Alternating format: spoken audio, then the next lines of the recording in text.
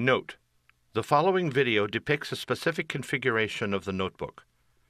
The same removal and replacement procedures apply to all configurations of the notebook. Before you begin, remove the keyboard, top cover, and disconnect the battery cable. Removal: disconnect the RTC battery cable from its connector on the system board. Using a non-metallic flat-bladed tool, gently pry the RTC battery off of the system board and remove it from the base enclosure. Replacement: place the RTC battery into position on the system board. Press down on the RTC battery to adhere it into place on the system board. Connect the RTC battery cable into its connector on the system board.